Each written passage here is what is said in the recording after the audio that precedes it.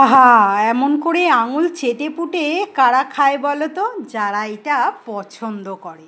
আর যারা পছন্দ করে না তারাও কিন্তু একটু চেখে দেখতে তাদের মন চাইবে।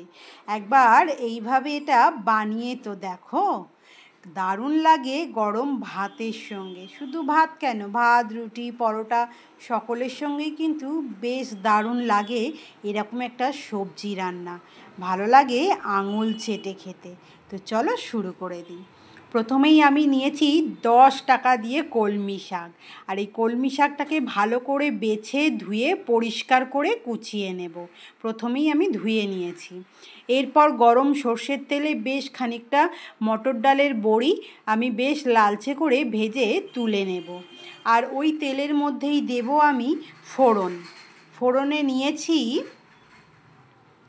মৌরি আর শুকনো লঙ্কা। দিচ্ছি আমি ডুমো ডুমো করে কেটে রাখা আলু। আলুটাকে দিয়ে 5 মিনিট হাই ফ্লেমে বেশ ভালো করে একটু নাড়াচাড়া করে নেব, যাতে আলুর কাঁচা ভাবটাও কেটে যায় আর একটু হালকা ভাজাও হয়ে যায়। 5 মিনিট নাড়ার পর দিয়ে দেব আমি পেঁয়াজ কুচি। পেঁয়াজটা নিজেদের ইচ্ছে অনুসারে আপনি চাইলে দিতে পারেন, আবার নাও পারেন। তো আমি পেঁয়াজ দিয়েও আলুটাকে বেশ ভালো করে নাড়াচাড়া করে নিয়েছি। নিয়ে এবার যে সবজিগুলো রেখেছিলাম চিচিঙে আর কুমড়ো, সেই সবজিগুলোকে দিয়ে আবারও হাই ফ্লেমে 5 থেকে 7 মিনিট খুব ভালো করে নাড়াচাড়া করে নিলাম। এরপর দেব স্বাদ অনুসারে নুন, দেব আমি একটু চিনি। চিনিটা অবশ্যই দিতে হবে, তার কারণ শাকের মধ্যে যে খার ভাবটা থাকে বা জল বেরোলে যে পানসা হয়ে যায়, তার জন্য চিনিটা খুব ভালো ব্যালেন্স হয়। দেব হলুদ গুঁড়ো, দেব ঝাল লঙ্কার গুঁড়ো, দিচ্ছি আমি জিরে আর ধনে গুঁড়ো। সমস্ত কিছু মশলা দিয়ে আমি হাই ফ্লেমে আবারও 5 থেকে 7 মিনিট বেশ ভালো করে সবজিগুলোকে নাড়াচাড়া করে নেব, যাতে সবজির জলটাও শুকিয়ে যায় আর মশলাটাও হয়ে যায় বেশ ভালো করে ভাজা ভাজা। এরপর আমি যে কলমি শাকগুলো ধুয়ে রেখেছিলাম কুচিয়ে, সেই শাকগুলো দিয়ে দেব। আমি একটু ছোট ছোট করেই শাকগুলো কেটে নিয়েছি, আপনারা চাইলে একটু বড়ও কাটতে পারেন। তো আমি শাকগুলোকে দিয়ে সবজির সঙ্গে খুব ভালো করে নাড়াচাড়া করে নেব।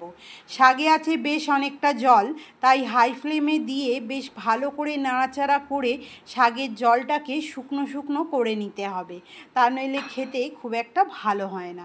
তো শাকের জলটা শুকিয়ে গেলে আমি খুব ভালোভাবে সবজি সেদ্ধ করার জন্য ছোটো বাটির 1 বাটি জল দিয়ে শাকটাকে খুব ভালো করে নাড়াচাড়া করতে থাকবো। এরপর নাড়াচাড়া করার পর যখন এরকম কাদা কাদা টাইপের হয়ে যাবে, ভেজে রাখা বড়িগুলোকে হাতে করে ম্যাশ করে ওপর থেকে ছড়িয়ে দেবো। গরম ভাতে এরকম একটা যদি শাকের চচ্চড়ি থাকে, কার না ভালো লাগে? আমরা রুটি দিয়েও খেতে পারি, ভীষণ ভালো লাগে। কেমন লাগলো এই রেসিপি জানাতে কিন্তু ভুলবেন না। ভালো লাগলে একটা লাইক আর কমেন্ট করে আমার পাশে থাকবেন। আবারও দেখা হবে আমার নতুন বন্ধুদের সঙ্গে, পুরনো সকল বন্ধুদের সঙ্গে নতুন একটা রেসিপির সঙ্গে। ততক্ষণের জন্য টাটা।